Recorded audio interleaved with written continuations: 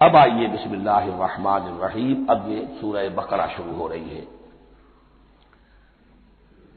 سورۃ البقرہ جو 286 آیات پر مشتمل ہے، تقریباً 2.5 پاروں پر پھیلی ہوئی ہے۔ ہر شخص جانتا ہے کہ یہ قرآن حکیم کی حجم کے اعتبار سے سب سے بڑی سورت ہے، لیکن یہ معاملہ صرف حجم کا نہیں ہے۔ نبی اکرم صلی اللہ علیہ وسلم نے اسے سنام القرآن قرار دیا ہے۔ آپ نے فرمایا لکل شیء سنام، ہر چیز کی ایک چوٹی ہوتی ہے، جیسے اونٹ کا کوہان ہوتا ہے۔ وسنام القرآن البقرہ، سنام القرآن، قرآن کی چوٹی جو ہے وہ سورۃ البقرہ ہے۔ یہ نوٹ کر لیجئے جو میں نے کل آپ کو جو مختلف مکی اور مدنی صورتوں کے گروپوں کے بارے میں بتایا تھا کہ یہاں سے اب پہلی منزل بھی شروع ہو رہی ہے اور پہلا گروپ بھی شروع ہو رہا ہے، اور اس کے ساتھ جو اگلی صورت آئے گی وہ اس کا جوڑا ہے، سورہ آل عمران، جس کی سب سے نمایاں علامت یہ نوٹ کیجیے، یہ بھی الف لام میم سے شروع ہوئی، اگلی بھی الف لام میم سے شروع ہوگی۔ اس کے بعد 2 صورتیں مدنی اور ہیں، لیکن ان دونوں میں نہ حروف مقطعات ہے نہ کوئی اور تمہیدی کلام ہے، براہ راست خطاب سورہ نساء میں یا ایھا الناس اور سورہ مائدہ میں یا ایھا الذین آمنوا، کوئی تمہیدی بات نہیں، کوئی حروف مقطعات نہیں، براہ راست خطاب۔ وہ ایک جوڑا ہے سورہ نساء اور سورہ مائدہ، اور یہ ایک جوڑا ہے سورہ بقرہ اور سورہ آل عمران۔ سورہ بقرہ اور سورہ آل عمران کو نبی اکرم صلی اللہ علیہ وسلم نے الزہراوین بھی قرار دیا ہے۔ زہرا کہتے ہیں بڑی روشن چیز کو، یہ حضرت فاطمہ رضی اللہ تعالی عنہا کے نام کے ساتھ آتا ہے، فاطمۃ الزہراء، تو زہرا بہت روشن دمکتی ہوئی شے۔ الزہراوین، یہ 2 نہایت دمکتی ہوئی صورتیں ہیں جو قیامت کے دن 2 بدلیوں کی شکل میں ظاہر ہوں گی، حضور نے فرمایا، اور جو لوگ ان صورتوں سے محبت کرتے تھے ان پر سایہ کریں گے۔ اللہم ربنا اجعلنا منہم، ہمیں اللہ تعالیٰ ان میں شامل فرما دے۔ اس سورہ مبارکہ کو 2 حصوں میں تقسیم سمجھیے۔ ویسے تو یہ کہ رکوع آئیں گے، پارے بھی بدلیں گے اس میں، لیکن حصے 2 ہیں۔ پہلے حصے میں اصل روئے سخن سابقہ امت مسلمہ سے ہے، یہود سے، بنی اسرائیل سے۔ دوسرے حصے میں اصل خطاب موجودہ امت مسلمہ سے ہے، امت محمد سے صلی اللہ علیہ وسلم۔ پہلے حصے میں 18 رکوع ہیں، لیکن آیات 152 ہیں۔ دوسرے حصے میں 22 رکوع ہیں، لیکن آیات 134 ہیں۔ گویا کہ اس سے آپ کو توازن نظر آئے گا کہ اگرچہ ادھر رکوعوں کی تعداد کم ہے 18، لیکن آیات کی تعداد زیادہ ہے 152۔ دوسرے حصے میں رکوعوں کی تعداد زیادہ ہے 22، لیکن آیات کی تعداد 134۔ اسی لیے اس کا ایک نام میں نے تجویز کیا ہے، وہ اس لیے تاکہ کچھ حقائق آپ کے ذہنوں میں ان ناموں کے حوالے سے بھی انشاءاللہ محفوظ ہو جائیں گے۔ سورۃ الامتین، 2 امتوں کی صورت، اس لیے کہ تقریباً نصف اس کی ساری بحث جو ہے، مرکزی بحث، وہ سابقہ امت مسلمہ بنی اسرائیل، اور دوسرا نصف اس میں سارا خطاب وہ ہے موجودہ امت مسلمہ یعنی امت محمد صلی اللہ علیہ وسلم۔ اس کا جو پہلے 18 رکوع ہے یا پہلا حصہ ہے، اس کے اندر ڈویژن فردر ہوگی ورٹیکل، عمودی، پہلے 4 رکوع، پھر 10 رکوع، پھر 4 رکوع۔ لیکن جو 22 رکوع ہیں دوسرے حصے کے، دوسرے نصف کے، اس میں ڈویژن جو ہے جو ہاریزونٹل ہے، وہ افقی تقسیم ہے، عمودی نہیں، افقی۔ وہ میں بعد میں بیان کروں گا جب ہم وہاں پہنچ جائیں گے۔ ان کو پہلے سمجھ لیجئے کہ اس پہلے حصے کی جو تقسیم میں نے کی ہے، پہلے 4 رکوع، پھر 10 رکوع اور پھر 4 رکوع۔ پہلے 4 رکوع یوں سمجھیے کہ پورے قرآن مجید کے لیے اس کی حکمت اور فلسفے کا جو حصہ مکی قرآن میں بیان ہو چکا تھا اس کا خلاصہ ہے۔ جب یہ سورت نازل ہو رہی ہے تو یہ تو مدینہ میں حضور تشریف لا چکے ہیں، 12-13 سال جو ہے گزر چکے ہیں، اور ان 12-13 سالوں کے دوران 2/3 قرآن نازل ہو چکا ہے۔ اس میں جو بھی حکمت، فلسفہ اور بنیادی دعوت، یہ جو چیزیں مکی قرآن میں بیان ہوئی، ان کا خلاصہ نچوڑ نکال کر یہاں 4 رکوعوں میں رکھ دیا گیا۔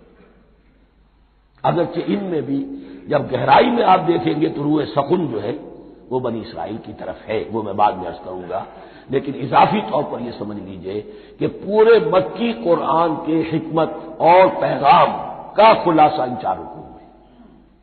پھر 10 رکوع ہیں جن میں براہ راست خطاب ہے سابقہ امت مسلمہ، یا بنی اسرائیل۔ اس کے بھی 2 حصے ہیں۔ پہلے ایک رکوع میں دعوت ہے، بڑا انداز اس کا بڑا پیارا ہے، اس میں دعوت ہے، ایمان لاؤ محمد پر صلی اللہ علیہ وسلم۔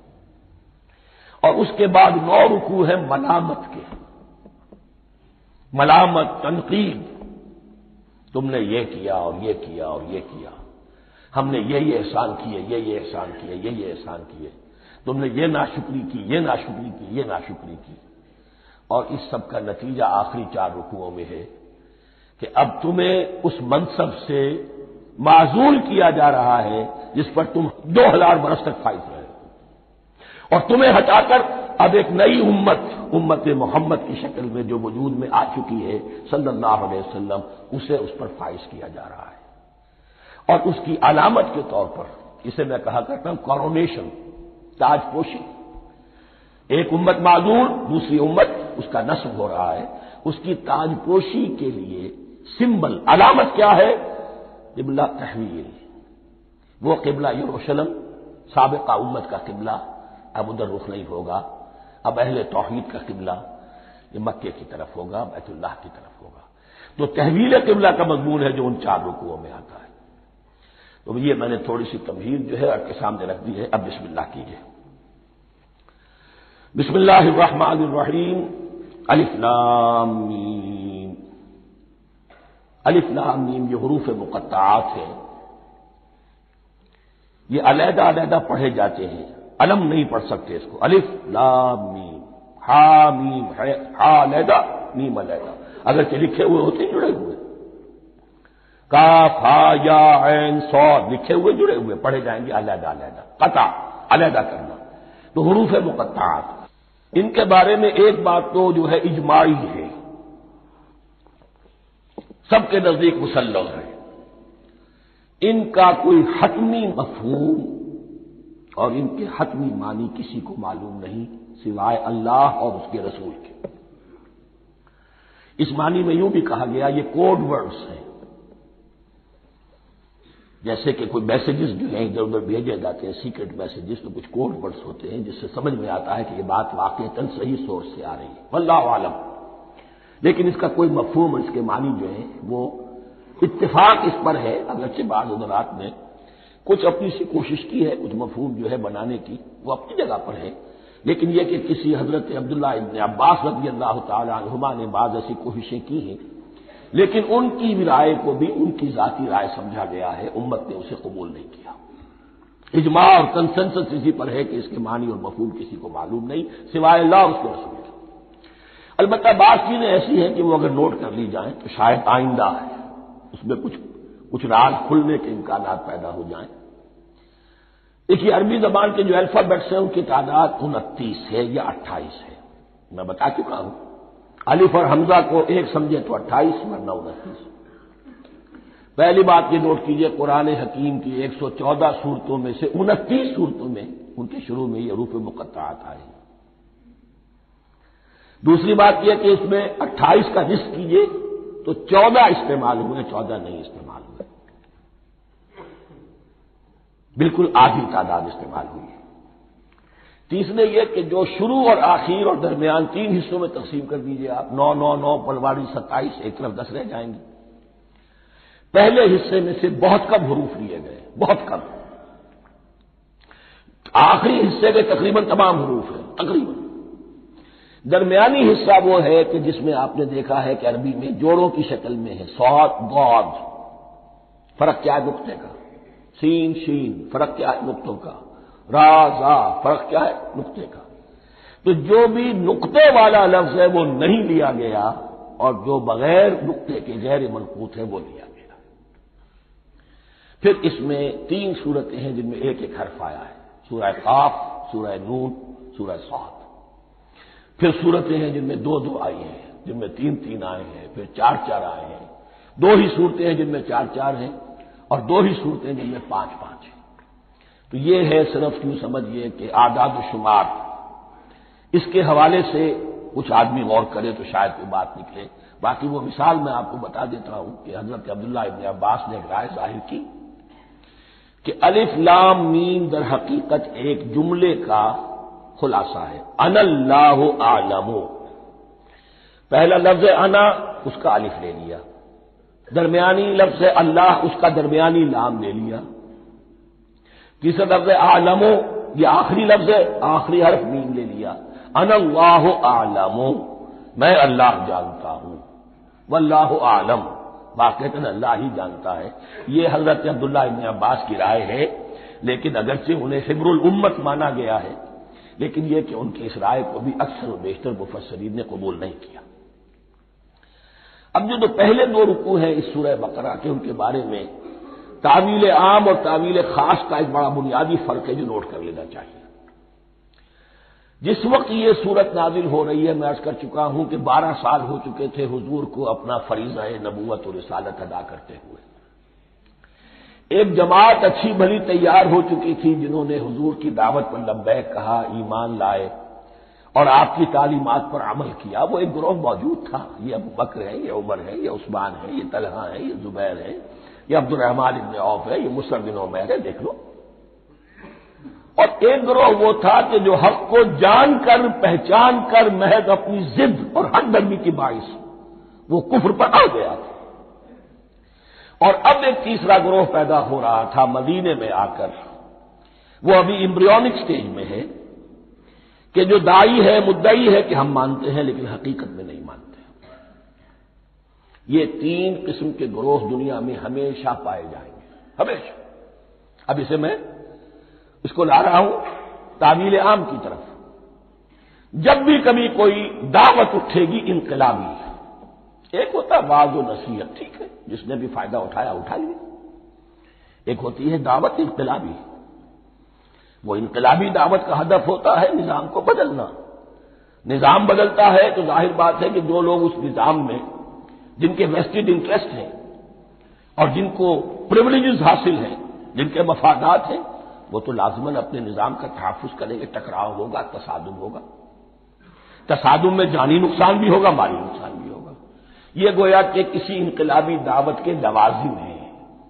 اگر یہ شے نہ ہو تو ان دعوت انقلابی ہے ہی نہیں۔ اس اعتبار سے ہر انقلابی دعوت کے جواب میں 3 طبقے پیدا ہو جاتے ہیں۔ ایک وہ کہ جو اس دعوت کو قبول کرتے ہیں دیانت کے ساتھ، خلوص کے ساتھ، اخلاص کے ساتھ، اور پھر پوری جواں مردی کا ثبوت دیتے ہیں، ہر کے بعد آباد، اب جو آئے سو آئے، جان دینی پڑے حاضر ہیں، مال دینا پڑے حاضر ہیں، کوئی تکلیف آئے، کوئی مشقت آئے، کوئی مصیبت آئے، کوئی قربانی کرے حاضر۔ جب پکارا گیا واپس نہیں پھیرا کوئی فرمان جنوں کا، اور تنہا نہیں لوٹی کبھی آواز جرس کی۔ خیریت جا راحت تن صحت داما، سب بھول گئی مصلحت اہل ہوس کی۔ ایک وہ لوگ ہوتے ہیں کہ جو اڑ جاتے ہیں ضد پر، حق درمی پر، ماننے کے باوجود، جاننے کے باوجود کہ بات تو ٹھیک ہے جو کہہ رہے ہیں، کیسے مان لیں؟ ہماری سیادت، ہماری چودراہٹ، ہمارے مفادات، ہمارے یہ ساری چیزیں ان سب کے اوپر زد پڑ رہی ہے۔ یہ لوگ اڑ جاتے ہیں اور پھر کوئی دعوت، کوئی نصیحت، کوئی مزید افہام و تفہیم ان کے حق میں مفید نہیں ہوتی۔ اس لیے کہ صحیح بات ہے جو کہتے ہیں کہ سوتے کو تو جگایا جا سکتا ہے، جاگتے کو کیسے جگائیں؟ کوئی سویا ہوا ہے تو آپ کو جگا دیں گے، جو جاگا ہوا ہے لیکن وہ بنا ہوا ہے، وہ اٹھنے کو تیار ہی نہیں ہے، تو آپ کیسے اٹھا دیں گے اس کو؟ تو جو لوگ جان بوجھ کر حق کو پہچان کر رد کر دیتے ہیں، پھر ان کے حق میں کوئی دعوت، کوئی نصیحت، کوئی تبلیغ، کوئی انذار، کوئی تبشیر مفید نہیں ہے۔ تیسرا درجہ ایسے لوگوں کا ہوتا ہے جو یا تو شروع میں آتے ہی شرارت کے ارادے سے، کوئی مصلحت ہے جس کی وجہ سے اس دعوت کو قبول کر لیا، کوئی ذاتی منفعت ہے جس کے لیے قبول کر لیا، یا یہ کہ شروع میں تو اخلاص کے ساتھ آتے ہیں لیکن جب قربانی دینے کا وقت آتا ہے تو ان کے اندر سیرت و کردار کی وہ مضبوطی نہیں ہوتی کہ ہر سے بعد آباد، یہ نہیں ہوتی، وہ پھر ڈگمگاتے رہتے ہیں، کبھی کچھ چلے پھر کہیں چھٹک کر رہ گئے، پھر کہیں کچھ چلے پھر چھٹک کر رہ گئے۔ یہ تیسرا طبقہ ہے کہ جو کہتا ہے دعوی مدعی ہے کہ ہم نے مانا ہے، قبول کیا ہے، بات ٹھیک ہے، کچھ تھوڑا بہت چلتے بھی، لیکن جہاں مشکل آئی چھٹک کر کھڑے ہو گئے، اوندھے منہ گر پڑے۔ یہ تیسرا طبقہ ہے۔ اس کے لیے لفظ ہمارے ہاں منافقین بھی ہے، لیکن اس رکوع میں آ کر ابھی ان 4 رکوعوں میں نہیں بلکہ سورہ بقرہ میں مکمل میں بھی کہیں نفاق کا لفظ نہیں آیا ہے، اس لیے کہ اسے مرض سے تعبیر کیا گیا ہے۔ یہ مرض ہے ایک، اور اس مرض کے ذریعے سے لوگوں کے اندر جو ہے وہ ایک نفاق کا بیج پڑ رہا ہے، جو ظاہر ہوگا تو منافقت پوری کی پوری کھل کر سامنے آ جائے گی۔ روگ ہے انسانی شخصیت کا، اس حوالے سے وہ تیسری، اور یہ چونکہ اہم ترین حصہ تھا اور یہ مرض اب شروع ہو رہا تھا، مدینے میں، مکے میں نہیں تھا، لہذا زیادہ تفصیل سے اس کے بارے میں گفتگو ہوئی۔ اعوذ باللہ من الشیطان الرجیم، بسم اللہ الرحمن الرحیم، الف لام میم ذالک الکتاب لا ریب فیہ، صدق اللہ العظیم۔ الف لام میم حروف مقطعات ہیں جن کے بارے میں عرض کر چکا ہوں۔ ذالک الکتاب لا ریب فیہ، یہ وہ کتاب ہے اس میں کوئی شک نہیں۔ الکتاب اس لیے کہا گیا ہے کہ قرآن مجید کی پیشنگوئیاں اور خوشخبریاں سابقہ کتابوں میں موجود تھیں، اور کیونکہ اس سورہ مبارکہ میں اصل خطاب کا رخ جو ہے وہ ہے سابقہ امت مسلمہ کی طرف، تو ذالک کتاب نہیں کہا گیا، ذالک کتاب لا ریب فیہ نہیں، ذالک الکتاب یہ وہ کتاب ہے، کتاب موعود ہے جس کی پیشنگوئیاں تورات اور انجیل میں موجود تھیں۔ لا ریب فیہ، اس میں کوئی شک نہیں۔ حرف اورا ریب، نئے، تبدیل، نئے، یہی الفاظ آئے ہیں سورہ سجدہ کے شروع میں بھی، الف لام میم تنزیل الکتاب لا ریب فیہ رب العالمین، لا ریب فیہ من رب العالمین، فیہ ھدی للمتقین۔ فیہ دونوں طرف مل سکتا ہے، لا ریب فیہ اسے معانقہ کہتے ہیں، لا ریب فیہ پڑھیں گے تو ھدی سے شروع کر دیں گے، لا ریب پر ختم کر دیں گے تو فیہ ھدی للمتقین، یہ دونوں معنی درست ہوں گے۔ آپ کو مل جائے گا جو قرآن شریف لے کر بیٹھے ہوئے ہیں کہ حاشیے میں معانقہ نمبر 1 لکھا ہوا ہے، معانقہ عند المتاخرین۔ ھدی للمتقین یہ ہدایت ہے، رہنمائی ہے اہل تقویٰ میں جو بچنا چاہیں۔ تقویٰ کا اصل مفہوم سمجھ لیجئے، بقا یقین، کسی کو بچانا، تقویٰ خود بچنا۔ جن لوگوں کے اندر فطرت سلیمہ ہوتی ہے ان میں اخلاقی حس موجود ہوتی ہے، وہ بری چیز سے بچنا چاہتے ہیں، بھلی کو حاصل کرنا چاہتے ہیں، وہ لوگ ہیں کہ جو گویا کہ اس قرآن کا اصل مخاطب ہے، وہی اس سے استفادہ کر سکیں گے۔ الذین یؤمنون بالغیب، اب ان کے کچھ اوصاف، یہ اصل میں بہت زیادہ واضح ہوتا ہے تعویل خاص کے اعتبار سے کہ دیکھ لو درخت کو اپنے پھل سے پہچانتے ہیں، اس قرآن کے پھل موجود ہیں نا، یہ ابو بکر اور عمر اور عثمان اور علی کون ہیں؟ یہ جو مہاجرین آئے ہیں چل کر، مدینے والوں دیکھو یہ کون ہیں، ان کی شخصیتیں کیا ہیں، ان کا کردار کیا ہے، ان کا اوصاف کیا ہے، یہ کس درخت کے پھل ہیں، یہ اس بینہ کے پھل ہیں، یہ اس ذکرہ کے پھل ہیں۔ بینہ رسول من اللہ یتلو صحفا مطہرۃ فیہا کتب قیمہ، یہ اس شجرہ مبارکہ کے پھل ہیں، دیکھ لو ان کے کیا شب و روز ہے۔ الذین یؤمنون بالغیب، جو غیب پر ایمان رکھتے ہیں۔ تعویل عام کے اعتبار سے اس کا بہت اہم مفہوم ہوگا، جو یہ طے کر لے کہ سوائے مادے کی دنیا کے مجھے اس سے آگے جانا ہی نہیں، unless I can verify۔ آپ کو معلوم ہے کہ میٹیریل جو حقائق ہے وہ تو آپ ویریفائی کر سکتے ہیں، آنکھ سے دیکھ سکتے ہیں، کان سے سن سکتے ہیں، ویریفائڈ ہے۔ جو یہ سمجھ لے گا کہ اس کے بیونڈ کچھ نہیں ہے، اس کے لیے قرآن میں کوئی ہدایت نہیں۔ ہدایت قرآنی کا نقطہ آغاز یہ ہے کہ انسان یہ سمجھ لے کہ جو اصل حقیقت ہے وہ مستور ہے، نگاہوں سے چھپی ہوئی ہے، سامنے جو کچھ نظر آ رہا ہے۔ ایک انگلستان کے بہت بڑے فلسفی کی کتاب کا عنوان ہے appearance and reality, reality and appearance, Bradley کی کتاب۔ اپیئرنس جو کچھ نظر آ رہا ہے یہ حقیقت نہیں، حقیقت اس کے پیچھے ہے۔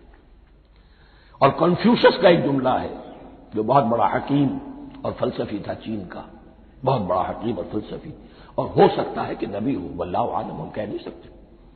اس کی تعلیم بڑی اخلاقی تعلیم ہے، اور اس کا جملہ سنیے، یہ یؤمنون بالغیب کی اس سے زیادہ صحیح تصریح ممکن نہیں۔ There are certain things, there's nothing more real than what cannot be seen. And there's nothing more certain than what cannot be heard. وہ حقائق جو آنکھوں سے نہیں دیکھے جا سکتے اور کانوں سے نہیں سنے جا سکتے، ان سے زیادہ یقینی اور واقعی حقائق اور کوئی نہیں۔ There's nothing more real than what cannot be seen. And there's nothing more certain than what cannot be heard. الذین یؤمنون بالغیب ویقیمون الصلاۃ، نماز قائم کرتے ہیں، ومما رزقناہم ينفقون، اور جو کچھ ہم نے انہیں دیا ہے اس میں سے خرچ کرتے ہیں، خیر میں، بھلائی میں، نیکی میں، ابنائے نو کی حاجات کو رفع کرنے میں، لوگوں کی تکلیفیں دور کرنے میں، خود اللہ کے لیے، اللہ کی رضاجوئی کے لیے، اللہ کو قرض حسنہ دیتے ہوئے۔ والذین یؤمنون بما انزل الیک وما انزل من قبلک، اور وہ کہ جو ایمان رکھتے ہیں اس پر بھی جو آپ پر نازل کیا گیا ہے محمد صلی اللہ علیہ وسلم، اور اس پر بھی کہ جو آپ سے پہلے نازل کیا گیا۔ یہ بہت اہم الفاظ ہیں، اس لیے کہ عام طور پر آج کل ہمارے ہاں یہ خیال پھیلا ہوا ہے کہ یہ تورات اور انجیل کے پڑھنے کا کوئی فائدہ نہیں، کوئی ضرورت نہیں، کوئی ضرورت نہیں کی حد تک تو شاید بات صحیح ہو، لیکن کوئی فائدہ نہیں، یہ بالکل غلط ہے۔ یہ ابتدا ہے قرآن کی، اور کس قدر اہتمام کے ساتھ کہا جا رہا ہے، ایمان صرف قرآن پر نہیں، اس پر بھی کہ جو اس سے پہلے نازل کیا گیا۔ اور سورہ نساء کی آیت، اور سورہ نساء نازل ہوئی ہے کہیں جا کر سن 6 ہجری میں، یا ایھا الذین آمنوا آمنوا باللہ ورسولہ والکتاب الذی نزل علی رسولہ والکتاب الذی انزل من قبل۔ تو اس سے ایمان جو ہے تورات پر اور انجیل پر اور زبور پر اور صحف ابراہیم پر، اجمالی ایمان کی جو اہمیت ہے اس کو اچھی طرح سمجھ لیجیے۔ البتہ یہ ہے کہ چونکہ ہم سمجھتے ہیں اور جانتے ہیں کہ ان کتابوں میں تحریف ہو گئی ہے، لہذا ان کتابوں کی کوئی شے قرآن پر حجت نہیں ہوگی، جو چیز قرآن سے ٹکرائے گی ہم اس کو رد کر دیں گے، ان کتابوں کی کسی شے کو دلیل کے طور پر نہیں لائیں گے۔ لیکن جہاں قرآن مجید کی کسی بات کی نفی نہ ہو رہی ہو تو بہت سے حقائق ہمیں ان کتابوں ہی سے ملتے ہیں۔ انبیاء کے مابین جو زمانی ترتیب ہے، کرونالوجیکل آرڈر جو ہے، وہ تو ہمیں تورات سے ملتا ہے، قرآن میں تو نہیں۔ قرآن میں کبھی حضرت نوح کا ذکر بعد میں ہے، حضرت موسیٰ کا پہلے، وہاں تو کسی اور پہلو سے ترتیب آتی ہے، لیکن وہاں ہمیں تاریخ ملتی ہے ابراہیم کی، اسحاق کی، یعقوب کی، انبیاء بنی اسرائیل کی، موسیٰ کی، عیسیٰ کی، یہ ساری چیزیں۔ تو اس کی اہمیت جو ہے اس کو سمجھ لیجئے۔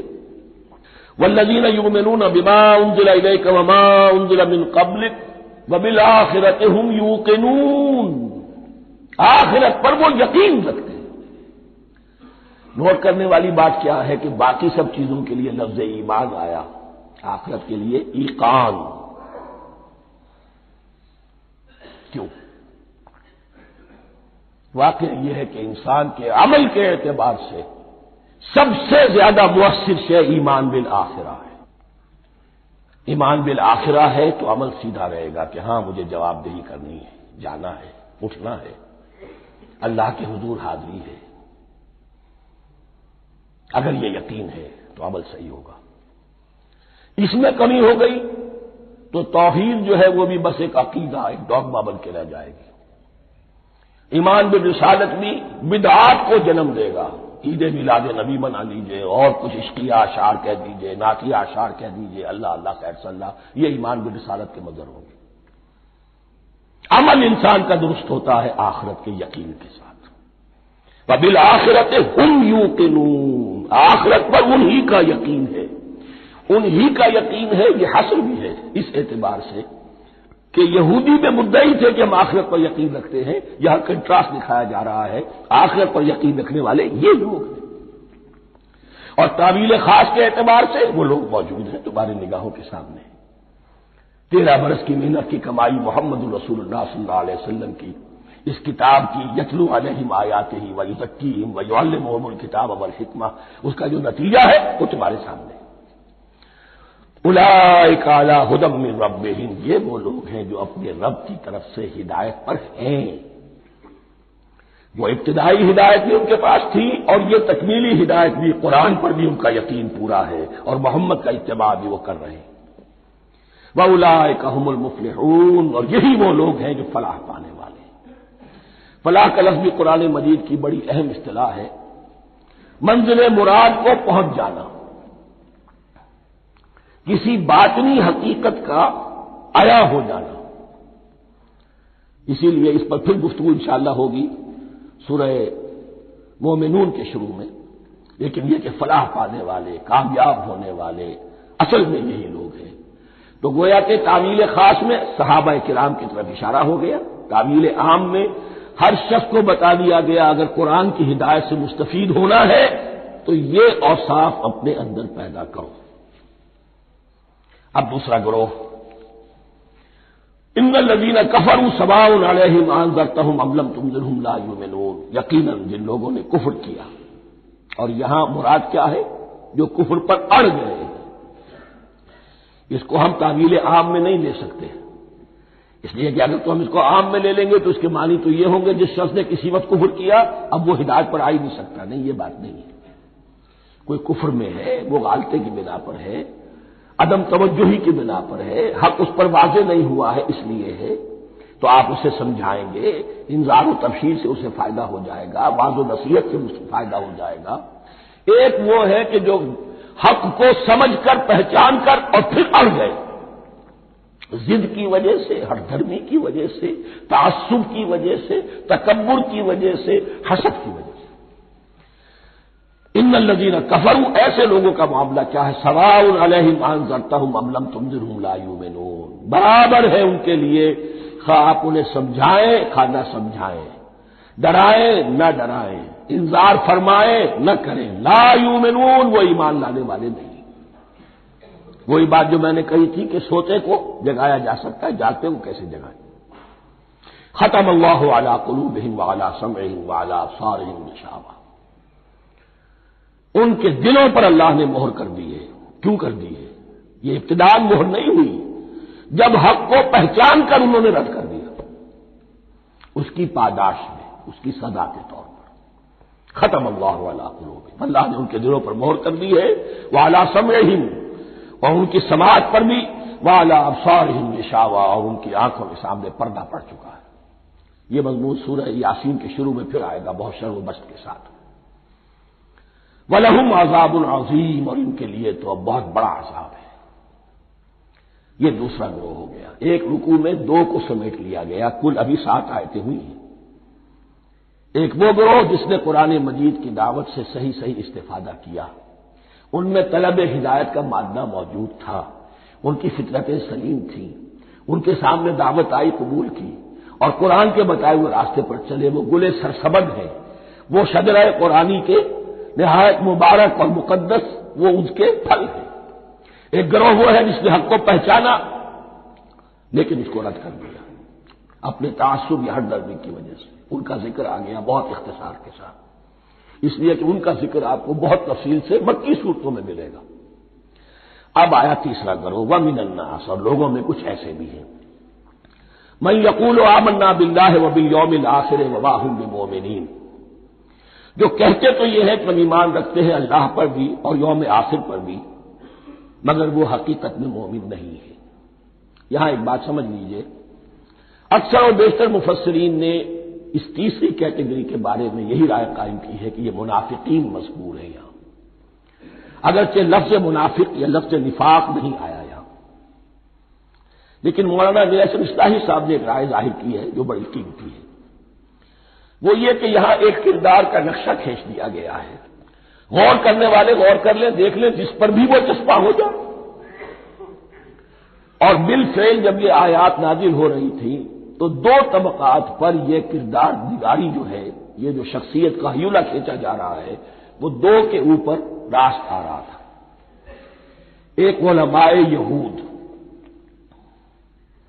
وہ بھی کہتے تھے کہ ٹھیک ہے محمد جو کہہ رہے ہیں ہم بھی اللہ کو مانتے ہیں، آخرت کو بھی مانتے ہیں، اسی لیے یہاں رسالت کا ذکر نہیں ہے۔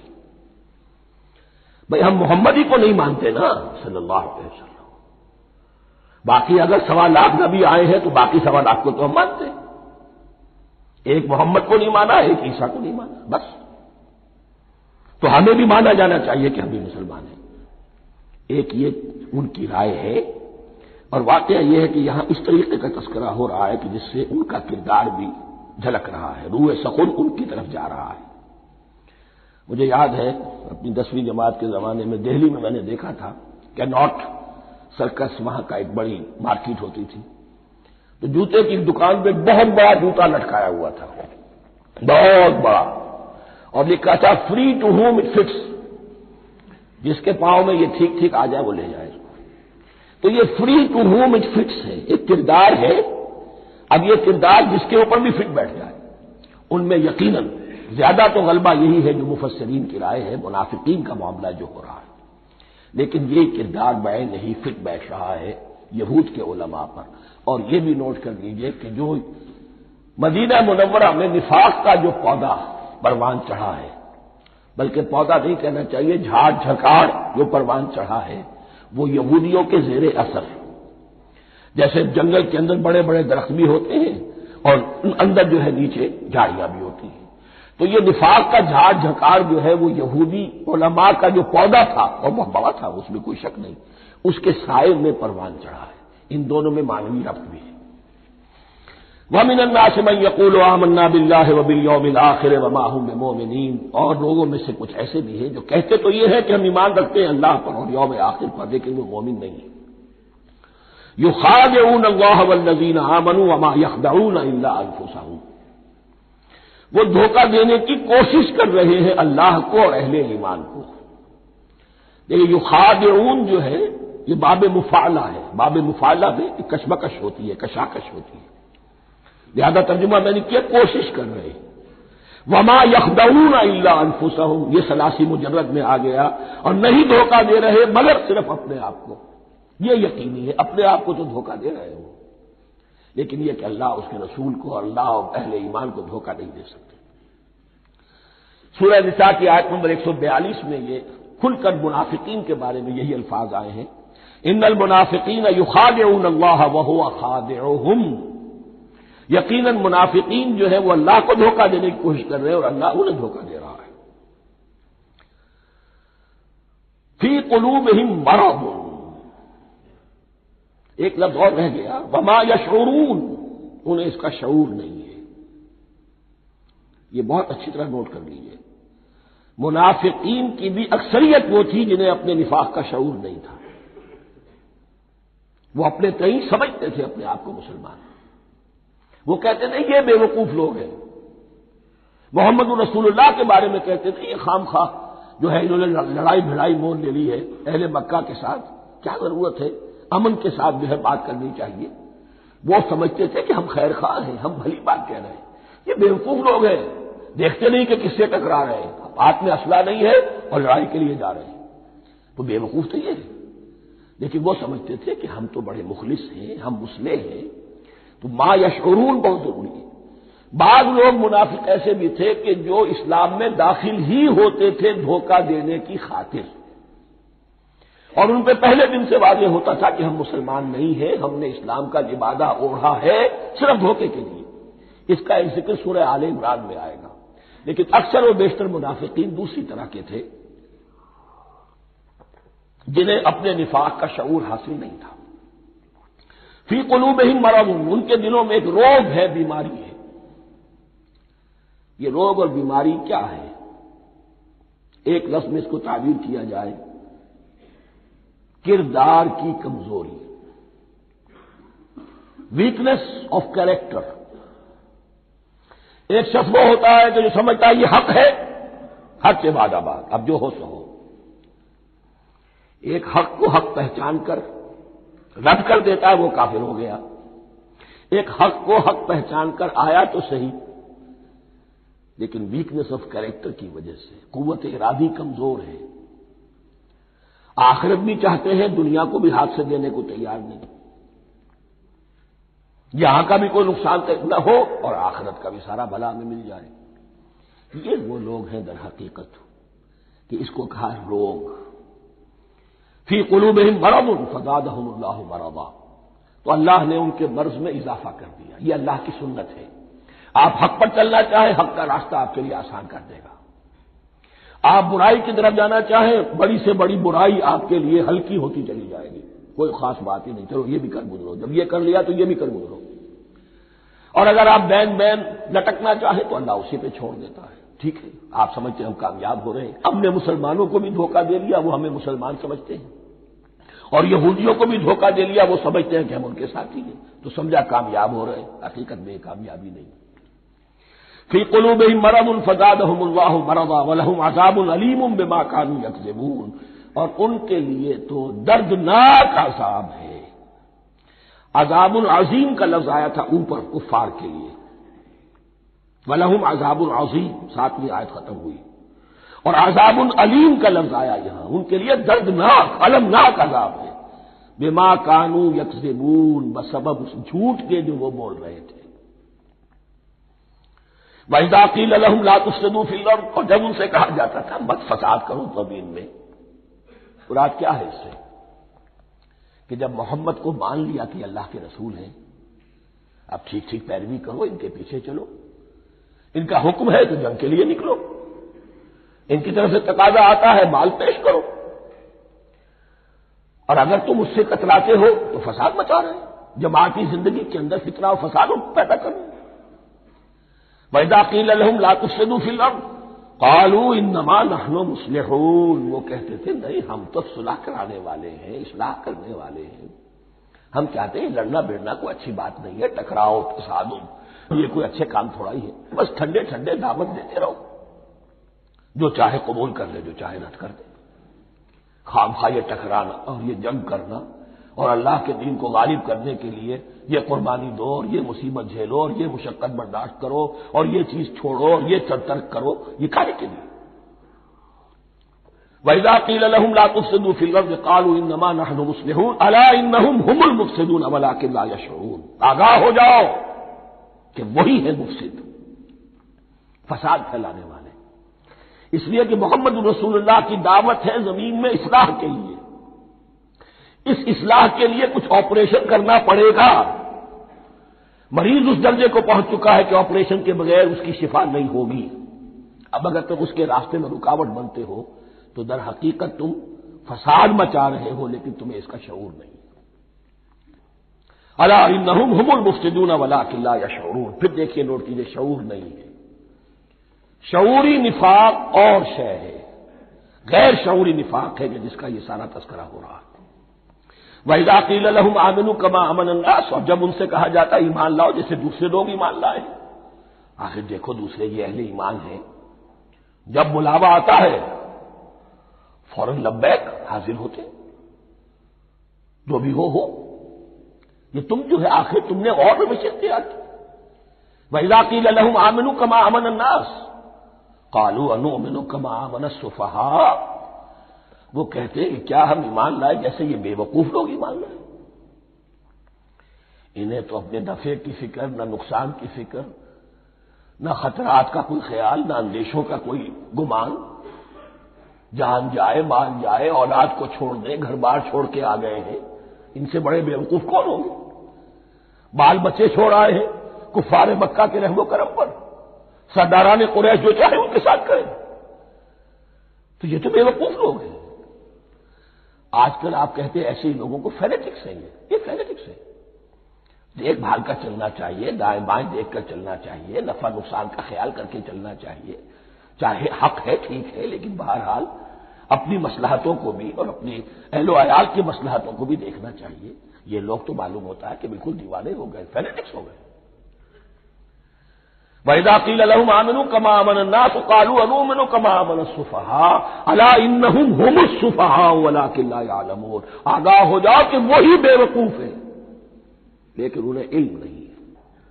وہ صادق الایمان جو ایمان کی ہر تقاضے کو پورا کرنے کے لیے ہر وقت حاضر ہے، ان سے بڑا عقل مند کوئی نہیں، ان سے بڑا سمجھدار کوئی نہیں.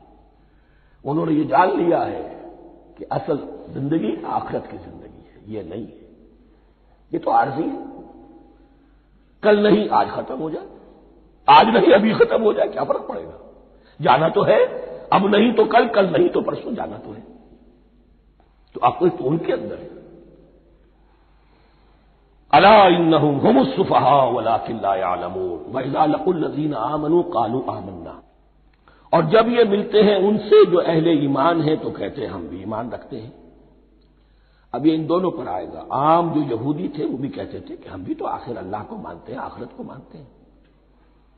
اور منافق تو تھے ہی جو رسول کو بھی مانتے تھے. وَإِذَا خَلَوْا إِلَىٰ شَيَاطِينِهِمْ. اور جب یہ اپنے شیطانوں کے پاس خلوت میں ہوتے ہیں، اور یہاں شیاطین سے مراد ہیں اہل کتاب یہود کے علماء، ان کے سردار، یا عبداللہ ابن ابی جو منافقین مدینہ کا سردار تھا. اگر وہ کبھی ملامت کرتا ہے دیکھو تم تو معلوم ہوتا ہے بالکل مسلمانوں میں شامل ہی ہو گئے پوری طرح سے، تمہیں کیا ہو گیا، تم ہر بات مان رہے ہو. اب انہیں یہ کچھ نہ کچھ اپنی وفاداری کا یقین دلانے کے لیے کہنا پڑتا تھا. نہیں ہم انہیں بیوقوف بنا رہے ہیں، ہم ان سے ذرا تمسخر کر رہے ہیں، ہم ہیں آپ کے ساتھ ہی، آپ فکر نہ کریں. اسی لیے یہ دو منہ ہونا، نفق کہتے ہیں سرنگ کو جس کے دو دروازے ہوتے ہیں، باقی زیر زمین ہے. نافقہ گوہ کا بل ہے کہ دو دروازے رکھتا ہے، دو اس کے منہ رکھتا ہے کہ ادھر سے اگر کتا داخل ہو جائے شکار کے لیے تو ادھر سے نکل بھاگے، ادھر سے آئے تو ادھر سے نکل بھاگے. تو دو منہ انسان، یہ در حقیقت جس کو پھر سورہ نساء میں کہا گیا لا الہ الا ولا الہ الا، نہ ادھر کے ہیں نہ ادھر کے، مذبذبین بین ذالک، اس کے درمیان مذبذب ہو کر رہ گئے. یہ شیطان کا لفظ یہاں سمجھ لیجئے کہ اس کے دو رائے ہیں کہ یہ شطنہ سے بنا ہے یا شات سے بنا ہے، شین الف توئے یا شین طا نون. شطنہ کے معنی تباہ ادا کو بہت دور ہو گیا، دور ہو گیا. شیطان سے مراد جو اللہ کی رحمت سے بہت دور ہو گیا. اور شاتا یشیتوں کے معنی ہے احترق غضبا وحسدا، کوئی شخص غصے اور حسد کے اندر جل رہا ہو، وہ شاتا یشیتو ہے. اس سے فعلان کے وزن پر، رحمان کے وزن پر، غضبان کے وزن پر شیطان، یعنی وہ کہ جو حسد اور غضب کی آگ میں جل رہا ہے. تو یہ ایک تو شیطان وہ ہے کہ جو جنات میں سے ہے، جس کا نام عزازیل تھا پہلے، اب ہم اسے ابلیس کے نام سے جانتے ہیں. وہ ایک شیطان ہے، جنی ہے. پھر یہ کہ جو بھی اس کے پیروکار ہیں دنیا میں انسانوں میں سے ہوں یا جنات میں سے ہوں وہ بھی شیاطین ہیں. اسی طرح اہل کفر، اہل زیغ کے جو بڑے بڑے سردار ہوتے ہیں ان کو بھی شیطان سے تعبیر کیا گیا. وَإِذَا خَلَوْا إِلَىٰ شَيَاطِينِهِمْ قَالُوا إِنَّا مَعَكُمْ. اور جب وہ خلوت میں ہوتے ہیں، علیحدگی میں ہوتے ہیں اپنے شیاطین کے پاس، سرداروں کے پاس، کہتے ہیں ہم تو آپ کے ساتھ ہیں. انما نحن مستہزئون، یہ تو ہم ان مسلمانوں کو بیوقوف بنا رہے ہیں، ان سے استہزاء کر رہے ہیں، تمسخر کر رہے ہیں. ہم تمسخر میں کہہ دیتے ہیں کہ ہم بھی آپ کے ساتھ ہیں، آمنا. اللہ یستہزئ بہم ویمدہم فی طغیانہم یعمہون. حقیقت کیا ہے کہ اللہ ان کا مذاق اڑا رہا ہے اور ان کو ڈھیل دے رہا ہے کہ وہ اپنے عقل کے اندھے پن میں بڑھتے چلے جائیں. اللہ تعالیٰ جیسا میں نے عرض کیا رسی دراز کرتا ہے. کچھ تو غلط راستے پر جانا ہے تو جاؤ بھائی، فوراً تو نہیں پکڑتا، اگر فوراً پکڑ لے تو سیدھا ہو جائے گا، چلتے جاؤ، جہاں جانا چاہتے جاؤ. تو ان کو بھی رسی دراز کر رہا ہے اللہ. لیکن یہ کہ اللہ یستہزئ بہم، یہ سمجھتے ہیں کہ مسلمانوں کا مذاق اڑا رہے ہیں، اصل میں مذاق ان کا اڑ رہا ہے اللہ کے نزدیک. وَيَمُدُّهُمْ فِي طُغْيَانِهِمْ يَعْمَهُونَ. اب یہاں ذرا نوٹ کر لیجئے، یہ دو لفظ آئیں گے، عین میم اور ہا، امہ ہے کے ساتھ. ایک ہے عین میم اور یا، امج. تو عین اور میم تو مشترک ہے یا آخر میں فرق ہوگا، عین میم اور ہا ہوگا اس کے معنی عقل کا اندھا، دل کا اندھا۔ آنکھیں تو ہے لیکن دل کا اندھا ہے، عقل کا اندھا ہے۔ اور عین میم یا جو آنکھوں کا اندھا ہو، عمیٌ اندھے، اعمیٰ اندھا۔ تو یہاں فرمایا انا معکم انما نحن مستہزئون اللہ یستہزئ بہم ویمدہم فی طغیانہم یعمہون۔ اللہ ان کو اس جو ان کی عقل کے اندھے پن میں جو یہ بڑھتے چلے جا رہے ہیں، اللہ بھی ان کی رسی دراز کر رہا ہے تاکہ یہ جہاں تک جانا چاہتے چلے جائیں۔ اولئک الذین اشتروا الضلالۃ بالہدی، یہ وہ لوگ ہیں کہ جنہوں نے ہدایت کے عوض گمراہی خرید لی ہے۔ دیکھیے بڑا پیارا انداز ہے یہ۔ ایک شخص کے سامنے دونوں آپشنز تھے، ایک نے گمراہی کو چھوڑا، ہدایت لے لی، چاہے قیمت دینی پڑی، تکلیفیں اٹھانی پڑی، آزمائشوں میں سے گزرنا پڑا، قربانیاں دینی پڑی، ہدایت لی۔ اور ایک شخص نے ہدایت دے کر گمراہی لے لی۔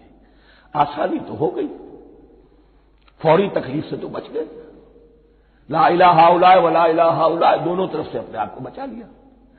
لیکن حقیقت میں سب سے زیادہ گھاٹے کا سودا یہی ہے۔ اولئک الذین اشتروا الضلالۃ بالہدی، ہدایت دے کر اور ضلالت خرید لی، فما ربحت تجارتہم، تو ان کی تجارت ان کے حق میں ہرگز مفید نہیں ہوئی۔ اب یہاں بھی دیکھیے را با اور ہے ہا، ربحا اس کے معنی نفع، صحیح نفع، جائز نفع۔ را با اور وا ربا وہ سود، وہ بھی اضافہ ہے، وہ بھی بڑھوتری ہے، لیکن وہ حرام ہے۔ ایک ہے تجارت کے اندر جو نفع ہو جائے وہ ربح ہے، را با اور ہا یہ نفع ہے جو جائز نفع ہے۔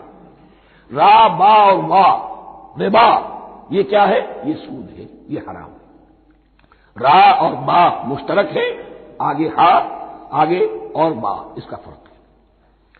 فما ربحت تجارتہم وما کانوا مہتدین، ان کی تجارت ان کے حق میں ہرگز مفید نہیں ہوئی اور نہیں ہے اب یہ ہدایت پانے والے۔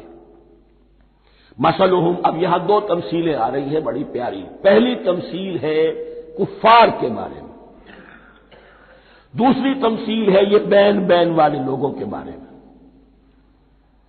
پہلوں کے لیے کیا تمثیل ہے؟ مثلہم کمثل الذی استوقد نارا، ان کی مثال اس شخص کی سی ہے جس نے آگ روشن کی۔ ایک نقشہ کھینچا جا رہا ہے، اندھیری شب ہے جدا اپنے قافلے سے ہے تو، تیرے لیے ہے میرا شعلہ نوا قندیل۔ اندھیری شب ہے، قافلہ بھٹک رہا ہے، کچھ لوگ بڑی ہمت کرتے ہیں، اندھیرے میں بھی ادھر ادھر سے لکڑیاں جمع کرتے ہیں اور آگ روشن کر دیتے ہیں۔ لیکن اس وقت جب آگ روشن ہوتی ہے کچھ لوگوں کی بینائی سلب ہو جاتی ہے۔ پہلے وہ اندھیرے میں اس لیے تھے کہ روشنی نہیں تھی، اب وہ اندھیرے کے اندھیرے میں رہ گئے کہ روشنی تو خارج میں آ گئی، اپنی اندر کی روشنی گل ہو گئی، بصارت سلب ہو گئی۔ یہ مثال ہے ان کفار کی کہ حضور کی آمد سے پہلے سب بھٹک رہے تھے، کوئی حقیقت واضح نہیں تھی، قافلہ انسانیت بھٹک رہا تھا اندھیری شب میں۔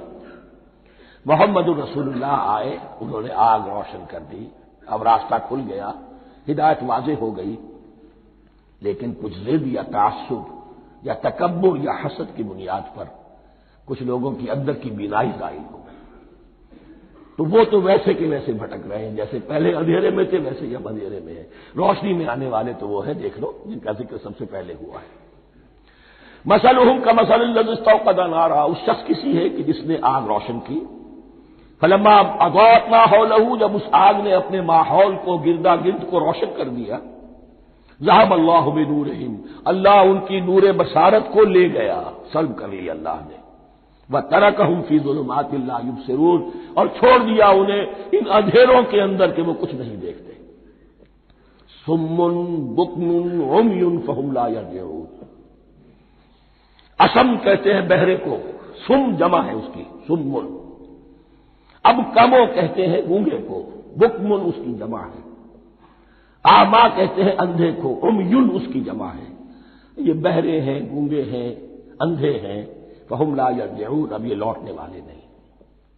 یہ کون ہے؟ ابو جہل ہے، ابو لہب ہے، ولید بن مغیرہ ہے، عقبہ ابن ابی معیط ہے۔ یہ سب کے سب ابھی زندہ ہے جب یہ آیات نازل ہو رہی ہیں. ابھی تو غزوہ بدر ہوگا سن 2 ہجری میں، اور اس میں یہ سب جو ہے واصل جہنم ہوں گے. ابھی تک تو ہے نا. یہ لوگ ہو گئے اس کی مثال. مثلهم كمثل الذي استوقد نارا فلما أضاءت ما حوله ذهب الله بنورهم وتركهم في ظلمات لا يبصرون صم بكم عمي فهم لا يرجعون. اب دوسری مثال، او كصيب من السماء، یا بڑی زور کی بارش برس رہی ہے آسمان سے. فيه ظلمات، اس میں اندھیرے بھی ہیں، ورعد، اور گرج ہے، وبرق، اور بجلی چمک رہی ہے. یجعلون اصابعهم فی اذانهم من الصواعق حذر الموت. کچھ لوگ ہیں کہ جو اپنی انگلیاں اپنے کانوں کے اندر ٹھونسے ہوئے ہیں کہ وہ جو کڑک ہے اس سے ان کی جانیں نہ نکل جائیں، موت نہ آ جائے. کڑکا ایسا ہے کہ اس کڑکے سے بچنے کے لیے اپنی انگلیاں اپنی کانوں میں ٹھونس رکھی ہیں، حذر الموت، موت کے خوف سے. واللہ محیط بالکافرین، اللہ ایسے کافروں کا احاطہ کیے ہوئے ہیں، بچ کر کہاں جائیں گے. یکاد البرق یخطف ابصارهم، قریب ہے کہ بجلی ان کی نگاہوں کو لے جائے، ان کی بینائی کو سلب کر لے. کلما اضاء لهم، لیکن ہوتا کیا ہے، جب ذرا روشنی ہوئی تو چل لیے. مشوا فیہ، بجلی چمکی، کچھ نظر آ گیا دائیں بائیں تو کچھ تھوڑا سا چل لیے. وَإِذَا أَظْلَمَ عَلَيْهِمْ، اور جب تاریکی ان پر طاری ہو گئی، قاموا، کھڑے کے کھڑے رہ گئے. یہ نقشہ ہے ان کا کہ ایک طرف بارش ہو رہی ہے، قرآن مجید ہے، آسمان سے نازل ہو رہا ہے، یہ ماہ مبارکہ ہے، یہ کتاب مبارک ہے، لیکن یہ کہ اس کے ساتھ کڑکے ہیں، گرج ہے، کفر سے مقابلہ ہے، کفر کی طرف سے دھمکیاں ہیں، اندیشے ہیں، خطرات ہیں، امتحانات ہیں، آزمائشیں ہیں.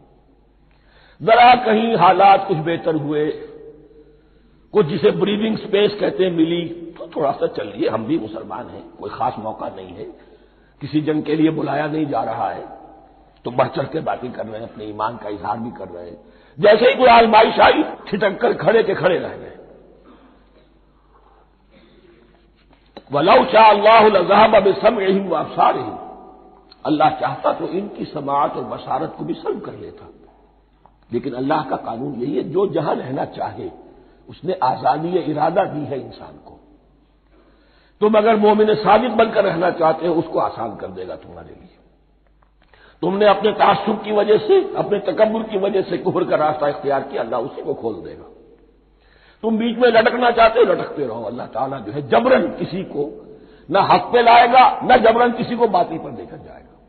اس لیے کہ جبر اگر ہو تو پھر امتحان کا معاملہ ختم، پھر جزا و سزا بیکار ہے، غیر منطقی ہے، غیر معقول ہے. ان اللہ علی کل شیء قدیر، یقیناً اللہ تعالیٰ ہر چیز پر قادر ہے. یہ 2 رکوع اس اعتبار سے کہ انسانی شخصیتوں کا سمجھنا، اور جیسا کہ میں نے عرض کیا تعویل عام ذہن میں رکھیے، جب بھی کبھی کوئی دعوت حق اٹھے گی، اگر وہ واقعتاً کل کے کل حق کی دعوت ہے اور اس میں انقلابی رنگ ہے کہ باطل سے پنجہ آزمائی کرنی ہے، باطل کو نیچا دکھانا ہے، حق کا غلبہ کرنا ہے، تو یہ 3 قسم کے افراد لازماً ہمیشہ وجود میں آ جاتے ہیں. ان کو پہچاننا، ان کے کردار کی جو اصل جو اس کے پیچھے پس منظر ہے اس کو جاننا بہت ضروری ہے. اب جو تیسرا رکوع آ رہا ہے سورہ بقرہ کا، اس میں قرآن کی دعوت کا خلاصہ ہے. قرآن کیا ماننے کی دعوت دیتا ہے، اس کی پکار کیا ہے. جیسا کہ میں عرض کر چکا ہوں 2/3 قرآن پہلے نازل ہو چکا ہے، پس منظر میں ہے.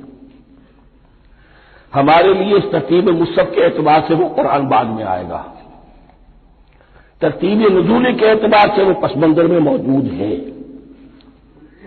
لیکن چونکہ یہاں پر مصحف کے اندر یہاں سے آغاز کیا جا رہا ہے، لہذا اس کا خلاصہ جو ہے لب لباب یہ 1 رکوع میں، اور قرآن کے فلسفے کا اور اس کے بعد نہایت ہی اہم جو موضوعات ہیں اور مسائل ہیں ان کا ذکر پھر 4تھے رکوع میں. ابھی ہم تیسرا رکوع پڑھ رہے ہیں. یا ایھا الناس اعبدوا ربکم الذی خلقکم والذین من قبلکم لعلکم تتقون، اے لوگو بندگی اختیار کرو اپنے اس رب کی، اپنے اس مالک کی جس نے تمہیں پیدا کیا، اور نہ صرف تم کو پیدا کیا، تم سے پہلے جتنے لوگ گزرے انہیں بھی پیدا کیا تاکہ تم بچ سکو۔ یہ قرآن کی دعوت کا خلاصہ ہے، اور یہ نوٹ کر لیجئے یہ تمام انبیاء اور رسل کی دعوت یہی تھی۔ اب جب پڑھیں گے سورہ اعراف پڑھیں گے، سورہ شعراء پڑھیں گے، ایک ایک کا نام لے کر ان اعبدوا اللہ واطیعون، ہر رسول کی دعوت یہ تھی اللہ کی بندگی کرو، میری اطاعت کرو۔ یا قوم اعبدوا اللہ ما لکم من الہ غیرہ، اے میری قوم کے لوگوں اللہ کی بندگی کرو، تمہارا کوئی الہ اور معبود اس کے سوا نہیں ہے۔ پھر عضو قرآن یہی عبادت رب انسان کی تخلیق کی غایت ہے، وما خلقت الجن والانس الا لیعبدون، ہم نے جنوں اور انسانوں کو پیدا ہی صرف اس لیے کیا ہے کہ ہماری بندگی کریں۔ لیکن یہاں ایک فرق بہت بڑا ہے، تمام رسولوں کی دعوت یہی ہے، محمد الرسول اللہ کی بھی یہی ہے، لیکن بڑا فرق کیا ہے؟ باقی تمام رسولوں کی دعوت آپ کو ملے گی یا قوم، اے میری قوم کے لوگوں، یہاں ہے یا ایھا الناس، اے بنی آدم، اے بنی نوع انسان۔ معلوم ہوا کہ تمام رسول حضور سے پہلے صرف اپنی اپنی قوموں کی طرف آئے ہیں، پہلے اور آخری اور کامل رسول ہیں اللہ کے محمد صلی اللہ علیہ وسلم، جن کی دعوت آفاقی ہے۔ یا ایھا الناس، یا قوم نہیں، یا ایھا الناس اعبدوا ربکم الذی خلقکم والذین من قبلکم۔ اس میں دلیل بھی آ گئی کہ عام طور پر لوگ جو ہے غلط راستے پر اس دلیل سے جمے رہتے ہیں کہ ہمارے آباء و اجداد کا راستہ یہی تھا۔ تو بھائی جیسے تم مخلوق ہو ایسے ہی وہ بھی تو مخلوق تھے، جیسے تم خطا کر سکتے ہو وہ بھی تو خطا کر سکتے تھے۔ لہذا یہ نہ دیکھو کہ آباء و اجداد کا راستہ کیا تھا، دیکھو یہ کہ حق کیا ہے، لعلکم تتقون، تاکہ تم بچ جاؤ، دنیا میں افراط و تفریط کے دھکوں سے بچ جاؤ گے، آخرت میں اللہ کے عذاب سے بچ جاؤ گے۔ ان دونوں سے اگر بچنا ہے تو اللہ کی بندگی کی روش اختیار کرو۔ اچھا کس رب کی؟ الذی جعل لکم الارض فراشا والسماء بناء، جس نے تمہارے لیے زمین کو فرش بنا دیا اور آسمان کو چھت بنا دیا۔ وانزل من السماء ماء، اور آسمان سے پانی برسایا، فاخرج به من الثمرات رزقا لکم، اور پھر اس پانی کے ذریعے سے زمین سے میووں کی شکل میں، پیداوار کی شکل میں تمہارے لیے رزق اگایا۔ فلا تجعلوا للہ اندادا وانتم تعلمون، تو ہرگز نہ اللہ کا مد مقابل کسی کو ٹھہراؤ جانتے بوجھتے۔ وانتم تعلمون کا ایک مطلب یہ بھی ہے کہ تم بھی مانتے ہو کہ اس کائنات کا خالق اللہ کے سوا کوئی نہیں، اہل عرب بھی مانتے تھے، جو ان کے دیوی دیوتا تھے وہ سمجھتے تھے کہ یہ اللہ کے اوتار ہیں یا اللہ کے ہاں بہت یہ پسندیدہ ہیں، اللہ کے محبوب ہیں، اس کے اولیاء ہیں، اس کی بیٹیاں ہیں، لہذا یہ شفاعت کریں گے تو ہمارا بیڑا پار ہو جائے گا، ورنہ خالق وہ مانتے تھے اللہ ایک ہی ہے۔ جب تم یہ مانتے ہو کائنات کا خالق ایک، مدبر ایک، تو اب کسی کو اس کا مد مقابل نہ بناؤ۔ انداز ند کی جمع ہے، لا ضد لہ ولا ند لہ، اللہ کا کوئی مد مقابل نہیں۔ اس میں یہاں تک بات ہے کہ حضور اس درجے، اس توحید کی باریکیوں تک پہنچا کر گئے ہیں اس امت کو کہ کسی صحابی نے ایسے ہی کہہ دیا ما شاء اللہ وما شئت، جو اللہ چاہے اور جو آپ چاہیں۔ حضور نے فوراً ٹوک دیا اجعلتنی للہ ندا، کیا تو نے مجھے اللہ کا مد مقابل بنا دیا ہے؟ اس کائنات میں مشیت صرف ایک کی چلتی ہے، کسی اور کی مشیت اس کی مشیت کے تابع پوری ہو جائے، لیکن مشیت مطلقہ صرف اس کی ہے۔ یہاں تک کہ حضور سے فرمایا گیا کہ اے نبی آپ کے لیے یہ ممکن نہیں ہے جسے چاہے ہدایت دے دیں، انک لا تہدی من احببت ولکن اللہ یہدی من یشاء۔ اگر یہ اختیار میں ہوتا تو ابو طالب دنیا سے بغیر ایمان لائے نہ جاتے۔ فلا تجعلوا للہ اندادا وانتم تعلمون۔ اب ان دو آیتوں میں تو یوں سمجھیے توحید نظری بھی اور توحید عملی بھی۔ توحید عملی کیا ہے؟ بندگی صرف اس کی ہو۔ اب آیا ہے رسالت کا معاملہ، وَإِن كُنتُمْ فِي رَيْبٍ مِّمَّا نَزَّلْنَا عَلَىٰ عَبْدِنَا، اگر تمہیں رسالت محمدی پر شک ہے صلی اللہ علیہ وسلم، اس کے کیا معنی ہے؟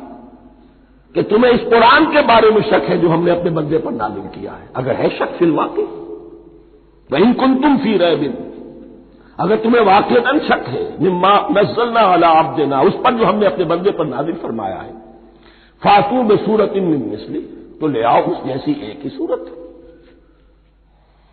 یہ ہم کل پوری تفصیل سے دیکھ چکے ہیں کہ برسبیل تنزل یہاں پہنچے ہیں۔ پہلے دو آیتیں میں نے آپ کو سنائی تھی، اس میں پورے قرآن کی مثال لانے کا چیلنج کیا گیا۔ پھر ایک آیت سنائی جس میں 10 صورتیں ہی لے آؤ۔ اب آخری درجے میں ایک صورت ہی بنا تھا، اور ایک صورت تو سورۃ العصر کے مساوی بھی ہو سکتی تھی، سورۃ الکوثر کے مساوی بھی ہو سکتی تھی۔ وَادْعُوا شُهَدَاءَكُم مِّن دُونِ اللَّهِ إِن كُنتُمْ صَادِقِينَ، اور بلا لو اپنے سارے مددگاروں کو اللہ کے سوا، جن ہو انس ہو، اس لیے کہ قریش کا خیال یہ تھا کہ جو شعراء ہوتے ہیں ان کے پاس جن ہوتے ہیں، وہ جن انہیں سکھاتے ہیں، ورنہ عام آدمی تو یہ شعر نہیں کہہ سکتا۔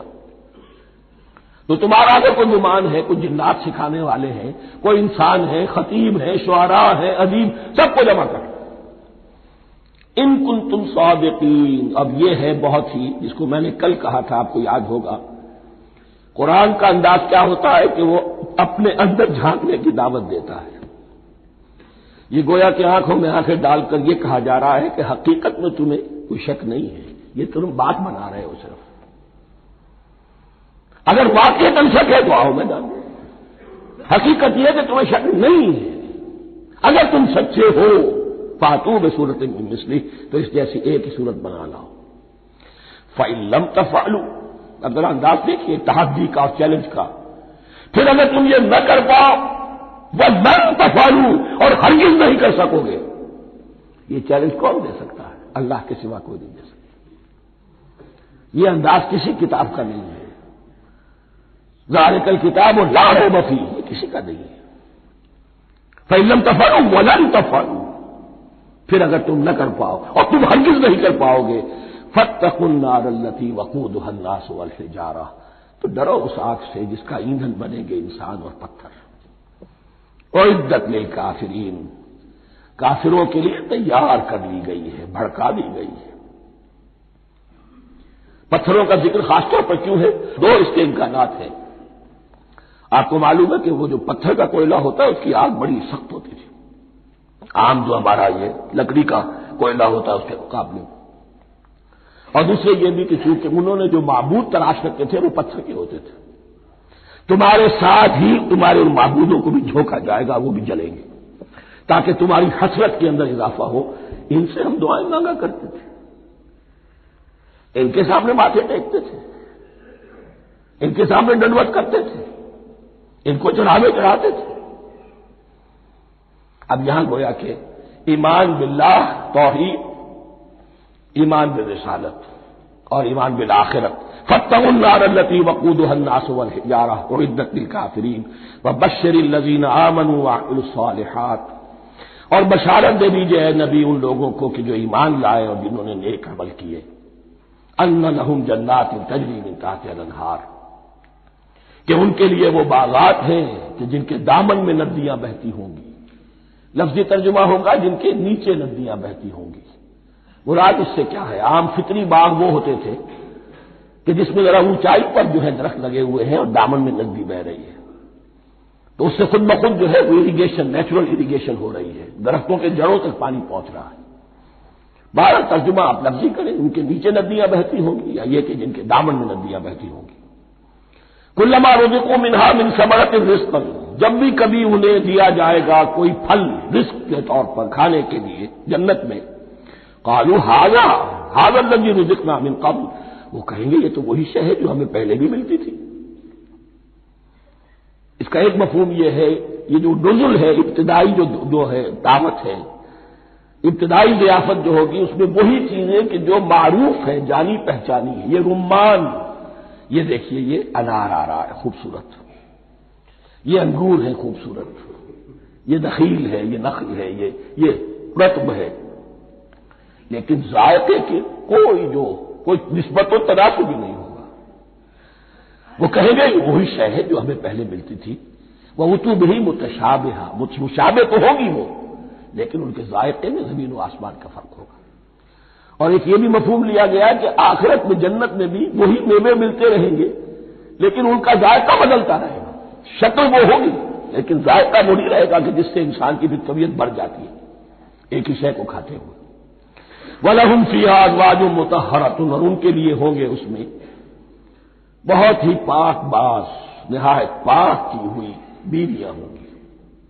ازواج مطہرۃ وَهُمْ فِيهَا خَالِدُونَ، اور اس میں رہیں گے ہمیشہ ہمیشہ۔ یہ تو تین جو اصول ہیں دین کے دعوت ایمان، توحید اور رسالت اور معاد، ایمان باللہ، ایمان بالرسول، ایمان بالآخرہ۔ اب ذرا کچھ ضمنی مسائل ہیں کہ جو بعض کفار کی طرف سے، بعض معتزلین کی طرف سے پیش ہوتے تھے، وہ کبھی بھی اس چیلنج کا مقابلہ تو نہ کر سکے، میدان میں تو نہ آ سکے۔ یہ بالکل ایسی بات ہے جیسے کسی مصور کی تصویر پر اعتراض کرنے والے تو بہت تھے۔ جب کہا گیا کہ ذرا یہ لیجیے قلم، اس کو ٹھیک کر دیجیے، یہ برش آپ کے ہاتھ میں دیتا ہوں، اب سب پیچھے ہٹ گئے۔ تو کوئی صورت قرآن کے مقابلے میں لانا وہ تو ان کے لیے ممکن نہیں تھی، لیکن ادھر ادھر سے اعتراضات کرنے کے لیے جو زبانیں کھلتی تھی ان میں سے ایک اعتراض نقل کیا جا رہا ہے۔ وہ یہ تھا کہ وہ کہتے تھے کہ قرآن مجید میں مکھی کی تشبیہ آئی ہے، یہ تو بڑی حقیر سی ہے، اعلیٰ کلام ہو اور اعلیٰ متکلم ہو وہ ایسی حقیر چیزوں کا تذکرہ نہیں کرتا۔ بیت العنکبوت مکھی کا بھی ذکر ہے قرآن میں، اتنی حقیر شے کا، یہ کوئی اعلیٰ کلام نہیں۔ اس کا جواب دیا جا رہا ہے کہ اصل میں کہیں تشبیہ بیان کرنی ہے، تمثیل بیان کرنی ہے، تو دیکھنا یہ کہ جس شے کے لیے تشبیہ دی جا رہی ہے اس کی مناسبت والی شے ہو۔ شے کوئی بہت حقیر ہے تو کسی عظمت والی شے سے آخر کیسے تشبیہ دی جائے گی؟ وہ تو کسی حقیر شے سے ہی تشبیہ دی جائے گی تو جو اصل مقصد ہے تشبیہ کا وہ پورا ہوگا۔ ان اللہ لا یستحیی ان یضرب مثلا ما بعوضۃ فما فوقها، اللہ تعالیٰ کو تو اس میں کوئی جھجک نہیں ہے، کوئی شرم نہیں ہے کہ وہ مچھر کی مثال بیان کرے، تو اس سے اوپر، اب یا فوقها میں دونوں معنی ہو جائیں گے، یعنی کمتر اور حقیر ہونے میں اس سے بھی بڑھ کر، یا یہ کہ اس سے اوپر کی کوئی شے اس کی مثال دینے میں اللہ کو کوئی جھجک نہیں، اس لیے کہ مکھی بھی بہرحال مچھر سے تو ذرا بڑی شے ہے۔ اس معنی میں بھی ہو سکتا ہے فوقہا، اور فوقہا اس معنی میں بھی کہ اس سے بھی حقیر ہونے میں اس سے بھی بڑھ کر۔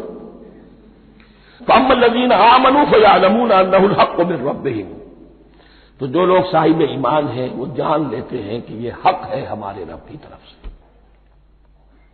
وَأَمَّا الَّذِينَ كَفَرُوا، اور جنہوں نے کفر کیا ہے، فَيَقُولُونَ مَاذَا أَرَادَ اللَّهُ بِهَذَا مَثَلًا، یہ کیا مثال اللہ نے دی، کیا ارادہ ہوا اللہ کا اس مثال کے ذریعے سے؟ داغ بہت چڑھا رہے ہیں، اعتراض کر رہے ہیں۔ اب جو آ رہا ہے اگلا جملہ وہ ہے بہت اہم، یضل بہ کثیرا ویہدی بہ کثیرا، اسی کے ذریعے سے اللہ بہتوں کو ہدایت دیتا ہے اور اسی کے ذریعے سے بہتوں کو گمراہ کرتا ہے۔ معلوم ہوا کہ ہدایت اور گمراہی اور ہدایت اور ضلالت انسان کی سبجیکٹو کنڈیشن کے اوپر دار و مدار ہے اس کا۔ آپ کے دل میں خیر ہے، بھلائی ہے، نیت صحیح ہے، طلب ہدایت، طلب علم، اس میں آپ سچے ہیں، آپ کو ہدایت مل جائے گی۔ دل میں زیغ ہے، کجی ہے، نیت میں ٹیڑھ ہے، فساد ہے، تو اسی کے ذریعے سے اللہ آپ کی گمراہی میں اضافہ کر دے گا۔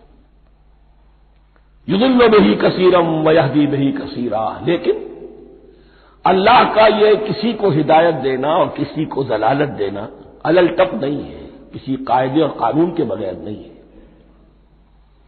وما یضل بہ الا الفاسقین، نہیں گمراہ کرتا وہ اس کے ذریعے سے مگر صرف سرکش لوگوں کو، جن میں سرکشی ہے، تعلی ہے، تکبر ہے، اور ان کے اوصاف کیا ہے؟ الذین ینقضون عہد اللہ من بعد میثاقہ، جو توڑ دیتے ہیں اللہ کے ساتھ کیے ہوئے عہد کو، اور سب سے بڑا عہد یہ سورہ اعراف میں چل کر آئے گا، عہد الست۔ عالم ارواح میں ہم عہد الست کر کے آئے، الست بربکم قالوا بلا، کیا میں ہی نہیں ہوں تمہارا رب؟ تمام ارواح نے، میں بھی تھا، آپ بھی تھے، سب تھے، کل انسان، جتنے انسان دنیا میں آج تک آ چکے ہیں وہ بھی تھے، اور جو آنے ہیں ابھی قیامت تک وہ بھی تھے، لیکن تھے صرف ارواح کی شکل میں، جسم نہیں تھے۔ اور یہ میں آپ کو بتا چکا ہوں، مکمل وجود ہے انسان کا روحانی وجود۔ اولاً تخلیق اس کی ہوئی تھی، اسی سے آگے چل کر ایک بہت فلسفے کا بہت گہرا مضمون آ رہا ہے آگے چل کر۔ وہ جو عہد الست الست بربکم قالوا بلا، انہوں نے اس عہد کو توڑا، اللہ کو اپنا مالک اور خالق اور اپنا حاکم جاننے کی بجائے خود حاکم بن کر بیٹھ گئے۔ الیس لی ملک مصر، کیا مصر کی بادشاہی میری نہیں ہے؟ I am the sovereign, we are sovereign, popular sovereignty, بغاوت، سرکشی، فاسق۔ وما يضل به الا الفاسقين الذين ينقضون عهد الله من بعد ميثاقه ويقطعون ما امر الله به ان يوصل، اور کاٹتے ہیں وہ چیز جسے اللہ نے جوڑنے کا حکم دیا ہے، اللہ نے صلہ رحمی کا حکم دیا ہے، یہ قطع رحمی کرتے ہیں مال کی طلب میں، بھائی بھائی کو ختم کرتا ہے اس کے مال کو ہتھیانے کے لیے، اپنی ذاتی اغراض کے لیے تمام اخلاقی حدود جو ہے انسان پر سو پیش ڈال دیتا ہے، اپنا تکبر، اپنے لیے تعلی۔ الذین، آپ دیکھیے نوٹ کیجئے، اس میں ہماری شریعت کا فلسفہ یہ ہے، ایک تعلق ہے اللہ کا بندے کے ساتھ، حقوق اللہ، ایک ہے بندوں کا بندوں کے ساتھ، حقوق العباد۔ اللہ کا حق کیا ہے؟ اسے حاکم اور مالک، اور حاکم سمجھو، الملک سمجھو، خود اس کے بندے بنو۔ انسانوں کا حق کیا ہے؟ کونوا عباد اللہ اخوانا، سب آپس میں بھائی بھائی اللہ کے بندے بن جاؤ۔ اور اس میں سب سے اہم ترین رحمی رشتہ ہے، سگے بھائی بہنیں، پھر دادی کے اوپر جا کر وہ کزنس آ جائیں گے، پر دادی پر جا کر اور جمع ہو جائیں گے، یہاں تک کہ آدم و حوا پر تمام انسان جمع ہو جائیں گے۔ تو رحمی رشتے کی بڑی اہمیت ہے۔ تو وہ فاسقین کے جو توڑتے ہیں اللہ کے عہد کو، اس کو مضبوطی سے باندھنے کے بعد، وَيَقْطَعُونَ مَا أَمَرَ اللَّهُ بِهِ أَن يُوصَلَ وَيُفْسِدُونَ فِي الْأَرْضِ، انہی دونوں چیزوں کے نتیجے میں زمین میں فساد پیدا ہوتا ہے، یا اللہ کی اطاعت سے باغی ہو گئے اور یا آپس میں ایک دوسرے کی گردنیں کاٹنے لگے۔ اولئک هم الخاسرون، یہی لوگ ہیں جو بالآخر خسارے میں، آخری اور دائمی خسارے میں رہنے والے ہیں۔ کیف تکفرون باللہ وکنتم امواتا، تم کیسے کفر کرتے ہو اللہ کا؟ بڑا پیارا انداز ہے، وکنتم امواتا، تم مردہ تھے، فاحیاکم، تمہیں زندہ کیا، ثم یمیتکم، پھر تمہیں مارے گا، ثم یحییکم، پھر جلائے گا، ثم الیہ ترجعون، پھر تم اس کی طرف لوٹ جاؤ گے، لوٹا دیے جاؤ گے۔ یہاں وہ بات آ گئی جو آج نگاہوں سے بالکل اوجھل ہو چکی ہے، یہ ہم دنیا میں آنے سے پہلے مردہ تھے، کیا مانے؟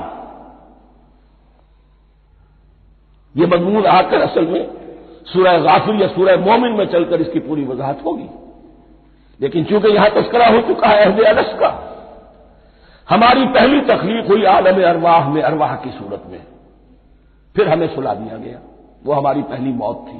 مردہ جو ہے معدوم نہیں ہوتا، مردہ ہوتا ہے، بے جان ہوتا ہے، سویا ہوا ہوتا ہے، اور موت کو اور نیند کو تشبیہ دی گئی ہے۔ پھر ہمیں اس جسد کے ساتھ یہاں زندہ کیا گیا، پھر موت طاری ہوگی، پھر ہمیں زندہ کیا جائے گا۔ یہ آیت جیسا کہ میں نے عرض کیا بہت بڑی اور بڑی گہری حکمت اور فلسفہ قرآن کی آیت ہے۔